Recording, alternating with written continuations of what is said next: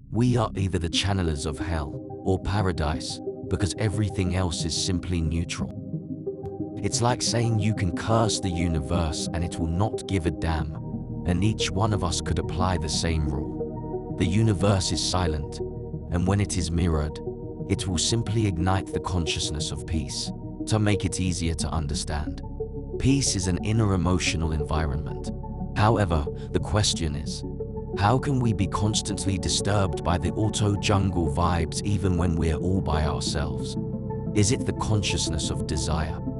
So far, it occurs based on how one is influenced by people. If that is not the case, then it would be nothing but the suffering of desire consciousness. Ultimately, there is nothing beyond the troubles of people except the auto-jungle bandage, meaning the things we like doing through the consciousness of desire.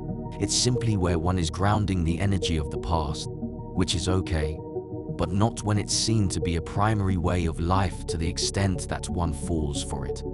So far, we haven't chosen to be in this universe, in these bodies with these unique faces and voice tones. We just liked it, and just because we like it, it doesn't make it go fully our way, and it's so clear with the infinite existence of crown levels within us, like neutrality, acceptance, and reasoning. Consciousness levels are a continuous process throughout life. They make the proteins of our awareness as well as a healthy biological environment. It's the laws of how life forms within us. In other words, infinite growth.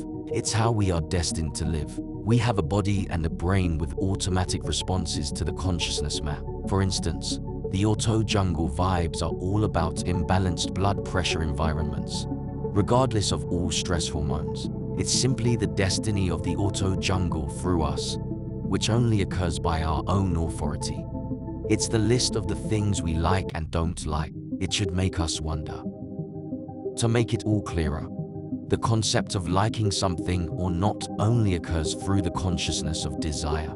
However, the concept of right and wrong arises only through the consciousness of reasoning. It's like saying, we'll have to sleep whether we like it or not. The question is, what happens if we don't like it? It's metaphorical. Eventually, it's about cracking the code of your desire consciousness. It's the greedy spirit looking through our skull holes, which is so okay. However, it's pretty dangerous when it gets in the wrong direction, like how we want the world to be and how we fall for it. So far, it's such a distraction to the formation of life through us if it's seen as the primary way of life. Again, it's clear that we can only awaken through the crown, our ways, like constantly envisioning life after life through the crown. Surprisingly, if we can't see that to be a way of life, then we must be prepared for the symptoms of a smooth death, like chronic stress. It's the effects of bad dreams on each one of us, but not on this pure universe we live in, including our bodies and what's in it, regardless of usage effects, which might go so bad to the limit that it makes us forget that time is a one-way ticket, even if we were to live forever. In the end, we cannot reverse time, like how we are affected by the past, which is mostly about the list of things we liked and didn't like in life. We call it freedom of choice, to the point where it becomes a curse when we fall for it. How do we define freedom? If it's not in harmony with how we are destined to live, then it will simply become a curse with all the wealth in the world. In other words, if we can't observe the world through the crown levels via our skull holes, then we are smoothly dying. To make it all easy, we only have freedom in emotional response. Other than that, freedom will be nothing but a myth. How can we define freedom if we can't change our emotional responses? It's where we are frozen in time. And surprisingly, defining freedom beyond that point would be nothing but concepts that keep one dying under the skin within this neutral universe. Being rich is all about cracking the code of desire consciousness, but not the code of life. Like living through the crown means growing, while living through the auto-jungle means dying. At this point, it wouldn't matter if one were the king or queen of all galaxies with all the wealth in the world. In the end, nobody has ever paid for the universe to be created, including our existence in these bodies, and so much more.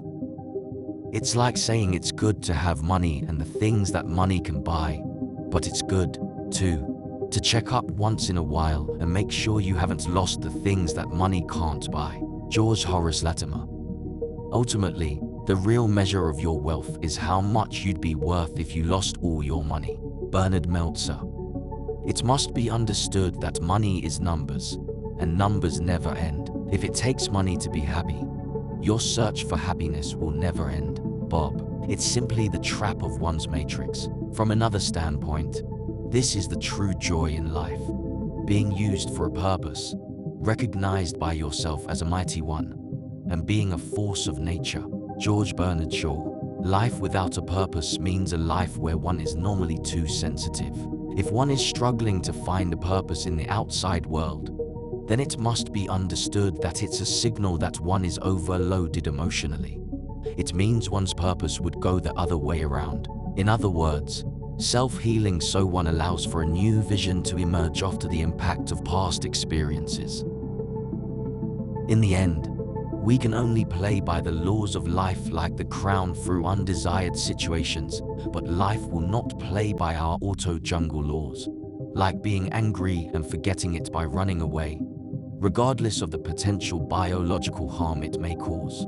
It wouldn't be living a life, but only running from the things that block life within you. It's where life becomes a maze. So far, it's about facing it by at least being neutral when you're all by yourself. Not necessarily when it first happens. Ultimately, it gives you the power to rethink before the possession of reacting. It's about how we can revert back from reacting and making decisions based on it. It's about how you can revert from the past maze, which is all about a pack of past decisions that one has made through the auto-jungle. It's one's true rabbit hole. Other than this, we are all free, like being at least neutral about what we don't like. It's the place where the bigger picture of life can be seen, because the auto-jungle is all about unbalanced blood pressure. It's where our veins are narrow. It will not allow for deep breathing, and this environment will not allow for the bigger picture to be seen, like we are living in an unchosen life process. And there will be things that we'll like and won't like. A great example would be how people change over time, including our parents, siblings, friends, careers, and so forth. Ultimately, the intelligence of adaptation will constantly reveal our newer selves. Otherwise, aging, it's how we are destined to live.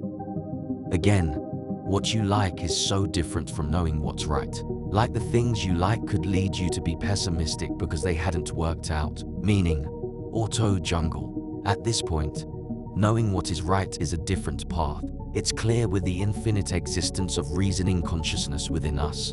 For example, from a different standpoint, it's as if the universe knows that we need it forever throughout life. In other words, we are destined to practice the crown as a normal way of life. It's where loneliness dies. In the end, the crown levels are the key to full brain usage. It's where we are destined to live. Otherwise, we will be a victim under the victim mentality.